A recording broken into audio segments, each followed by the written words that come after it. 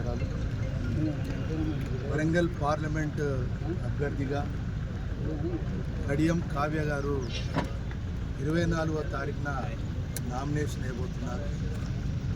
అయితే ముఖ్యమంత్రి గారు ఒక నిర్ణయం తీసుకున్నారు, క్యాండిడేట్స్ యొక్క నామినేషన్ రోజు తను కూడా అటెండ్ కావాలి అని చెప్పి ఒక ఆలోచనతోటి ఈ నెల 24వ తారీఖున 3 గంటలకు ముఖ్యమంత్రి గారు రావడం జరుగుతుంది. ఈ నామినేషన్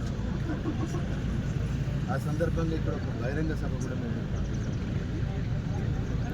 నభూతో నభోషత్ అన్నట్టుగా 7 అసెంబ్లీల నుండి కూడా అన్ని వర్గాలను అన్ని ఆర్గనైజేషన్స్ని కూడా కోఆర్డినేట్ చేసుకుంటూ 1,50,000 పైన మరి ప్రజలను సమీకరించుకుంటున్నాము. దాని ద్వారా మరి కేంద్ర ప్రభుత్వం కేంద్ర పార్టీ తీసుకున్న 5 న్యాయ అంశాల మీద పూర్తి సమాచారం ప్రజలకు అందించడమే కాకుండా ఈ 4 నెలల యొక్క ప్రభుత్వ పరిపాలనను కూడా ప్రజల దృష్టికి తీసుకుపోవడము, మరి మంచి మెజార్టీతోటి గెలిపించుకోవడానికి ప్రయత్నం చేయడం జరుగుతుంది. అదే కాకుండా ఇవాళ చూస్తున్నాం, ఈ 3-4 రోజుల నుండి కాకుండా ఇంకా గత 10 రోజుల నుండి కూడా చూస్తుంటే రాముడి పేరుతోటి ప్రజలను మభ్యపుచ్చి మేసపుచ్చి ఒక సెంటిమెంట్ తోటి మరి ఓట్లు సాధించాలని చెప్పి బీజేపీ ప్రభుత్వం ప్రయత్నం చేస్తుంది. మరి ముఖ్యంగా నరేంద్ర మోడీ గారి యొక్క నాయకత్వంలో ప్రతి ఒక్క బీజేపీ నాయకులు కూడా రాముడి జపమే చేస్తున్నారు. ఎందుకంటే వాళ్ళు చేసిన అభివృద్ధి అనేది ప్రజలలో ఎక్కడ కనబడం లేదు. ప్రధానంగా ఏంటి అంటే వాళ్ళ ప్రజలు కూడా ప్రశ్నిస్తున్నారు.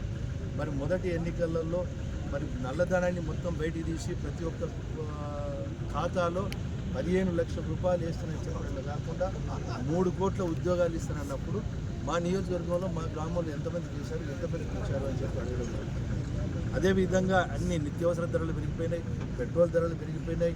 ఒక రకంగా చెప్పాలి అని అంటే ఎక్కడికి పోయినా మాది నీతిమంతమైన ప్రభుత్వం అని చెప్పుకుంటారు. కానీ నీతి అంటే దేని నీతి అని చెప్పి అంటారని చెప్పి మేము అడగదలుచుకున్నాము. ఒకటి సిబిఐని ఉపయోగించడము, ప్రతిపక్ష పార్టీల గొంతులెక్కడం నీత్యా, అదేవిధంగా ఇన్కమ్ ట్యాక్స్ వాళ్ళని ఉపయోగించి ప్రతిపక్ష నాయకత్వాన్ని ఇబ్బంది పెట్టడం నీత. అదే కాకుండా ఎప్పుడో 10-15 సంవత్సరాల కింద జరిగిన ఒక ఇన్కమ్ ట్యాక్స్ కేసులను ఈరోజు తీసుకొచ్చి Congress national party AICC party యొక్క నేషనల్ పార్టీ యొక్క అకౌంట్స్ను ఫ్రీజ్ చేయడము, ఇదెంత మట్టుకు న్యాయము?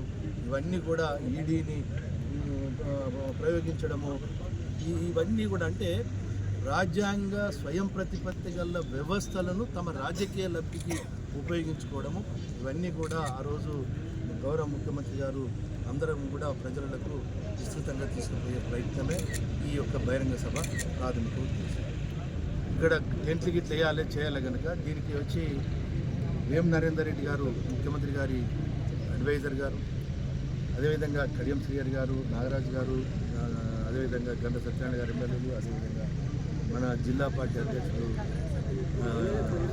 స్వర్ణమ్మ గారు, మేమందరం వచ్చి